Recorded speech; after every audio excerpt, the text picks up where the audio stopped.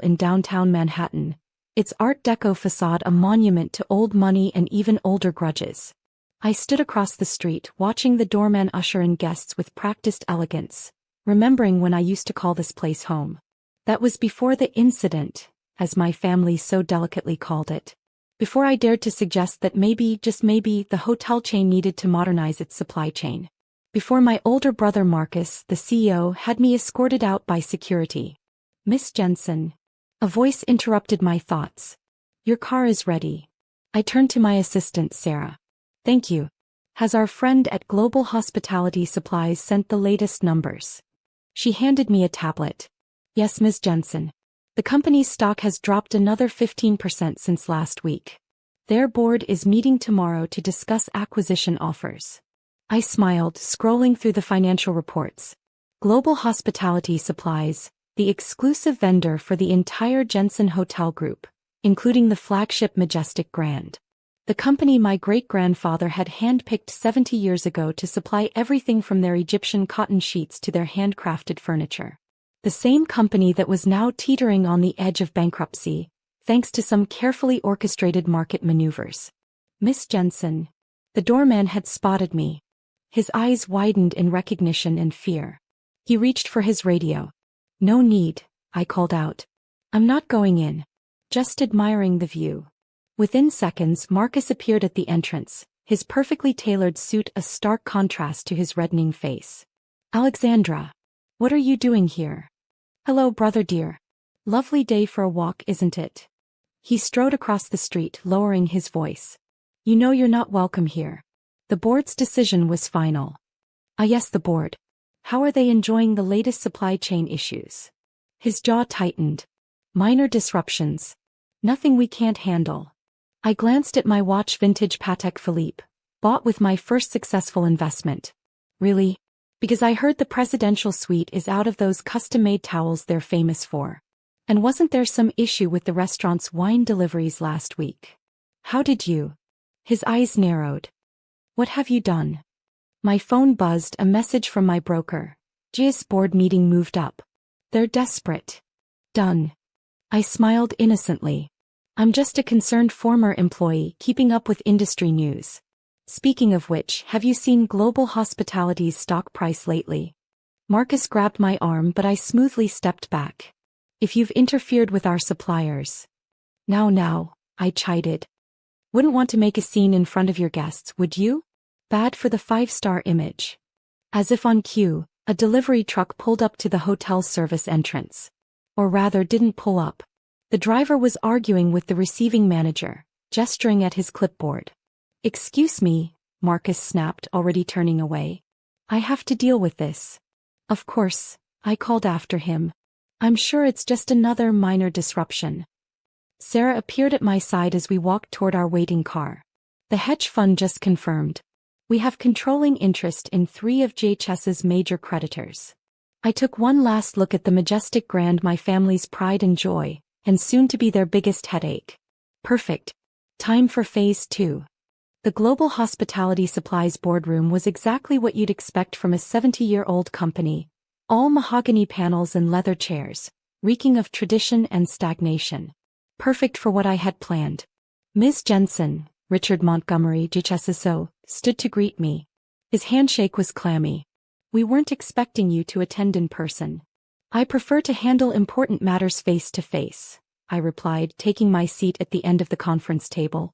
Through the floor-to-ceiling windows, I could see the Majestic Grand in the distance. The board members shuffled nervously as my team distributed folders.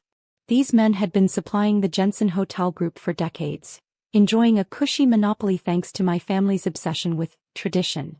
"Let's cut to the chase," Montgomery began. "Your investment group now controls a significant portion of our debt, and you've expressed interest in a complete acquisition." I opened my folder mostly for dramatic effect.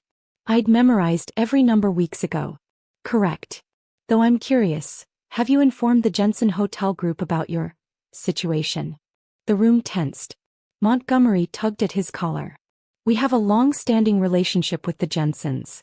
They understand that temporary supply issues are normal in this economy." "Temporary?" I raised an eyebrow. "Like the missing wine shipments?" The delayed furniture deliveries? The lost orders of their signature towels. Those were unfortunate coincidences, he protested weakly. I pulled out my phone, displaying a series of emails. Coincidences that happened exactly when and where my algorithms predicted they would, once we started manipulating your credit lines.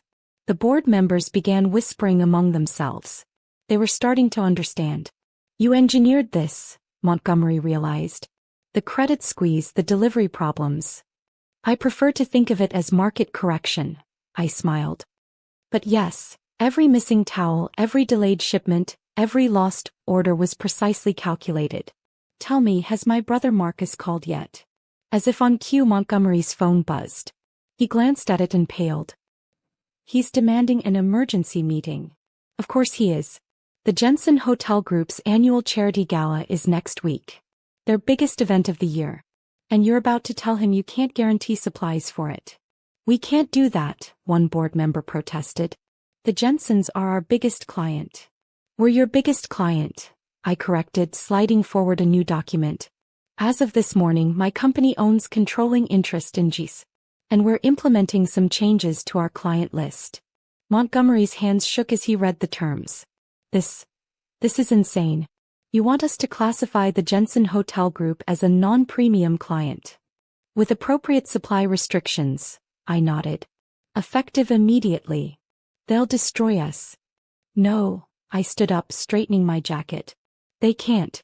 Because as of right now, I own not just this company, but every significant alternative supplier in the region. I've spent 2 years buying them all, through various shell companies. The boardroom erupted in chaos. My phone buzzed again, a message from Sarah. Marcus is on his way to GIS headquarters. Perfect timing. The look on Marcus's face when he burst into the GIS boardroom was worth every penny of my 2-year investment strategy. He froze mid-stride, his perfectly cultivated CEO composure cracking as he saw me sitting at the head of the table. What is this? He demanded, looking between me and Montgomery. Richard, what is she doing here? Hello, brother dear, I smiled. We were just discussing some changes to the supplier agreement. Would you like to join us? Changes? His face reddened. We have a 70-year contract. I corrected, sliding a document toward him. The new ownership structure of GIS necessitates a review of all existing agreements. He snatched up the paper, his eyes widening as he read. New ownership. No, this is impossible. You couldn't afford to buy your primary supplier, along with every major alternative supplier in the region. I pulled up the corporate structure on the room's display screen. Amazing what you can accomplish when you're not busy maintaining a traditional hotel. Montgomery cleared his throat. Mr. Jensen, I'm afraid Ms. Jensen is correct. The company is now under her control and she has the right to. To what? Marcus slammed his hands on the table. To destroy our hotel? Our family's legacy. Legacy? I stood slowly. Let's talk about legacy, Marcus. Let's talk about how I spent 5 years in hotel management, learning every aspect of the business. How I developed a modernization plan that would have doubled our efficiency. How I presented that plan to the board, only to have you dismiss it as unnecessary innovation from your little sister. The board members shifted uncomfortably as I continued. Let's talk about how you had security escort me out when I persisted. How you told the family I was trying to destroy our traditions. How you convinced them to ban me from not just the business, but the hotels themselves. That plan would have ruined everything our grandfather built. No, I countered, bringing up another screen showing profit projections. It would have saved us from exactly what's about to happen now. My phone buzzed, a message from Sarah. Phase 3 ready. All alternative suppliers confirmed. You see, Marcus, while you were protecting tradition, I was building something new. Every time you refused to modernize, I bought another supplier. Every time you dismissed technology, I developed better systems. And every time you bragged about your exclusive supply chain, I gestured to the room. I was buying it out from under you. Montgomery handed Marcus another document, the new supply terms. His face went from red to white as he read. These prices, these delivery schedules, this would bankrupt us. Only if you insist on maintaining your current operational model, I noted. Of course, I have a solution. I nodded to Sarah, who distributed new folders to everyone in the room. A complete modernization plan for the Jensen Hotel Group. Digital inventory management, automated ordering systems, sustainable supply chains, everything I proposed 5 years ago, updated for current market conditions. Marcus flipped through the pages, his hands shaking. And if we refuse? I shrugged. Then you can try to find new suppliers. Though you might find that difficult considering I own controlling interests in most of them. Or you could try to maintain your current system under the new pricing structure. But I pulled up a financial projection. Your reserves would last approximately 3 months. The board members were now openly staring at Marcus, waiting for his response. The great defender of tradition was cornered by the very supply chain he'd refused to modernize. The charity gala, he said quietly. It's next week. Yes, it is. The biggest event of the year. 800 guests, including the mayor, 2 senators, and dozens of celebrities. All expecting the famous Jensen Hotel Group luxury experience. I sat back down, enjoying the moment. Of course, I could guarantee all necessary supplies arrive in time. The finest wines, the signature towels, the custom furniture. Everything you need to maintain your 5-star reputation. All you have to do is agree to implement my modernization plan. Under your supervision, he growled. Naturally. Can't have you reverting to old habits the moment the crisis passes. Sarah handed me another message. Hotel booking system showing multiple cancellations for the gala weekend. Guests hearing rumors about supply issues. Tick-tock, brother dear, I smiled. Those cancellations are starting to pile up. Marcus closed his eyes, decades of arrogance crumbling in real time. The board won't agree. They already have. I showed him my phone, displaying emails from the majority shareholders. Amazing how quickly people embrace innovation when tradition threatens their profits. The room fell silent as Marcus sank into a chair. In the distance, the majestic Grand still gleamed, but its future now rested in my hands. I'll need your answer by end of day, I said, standing.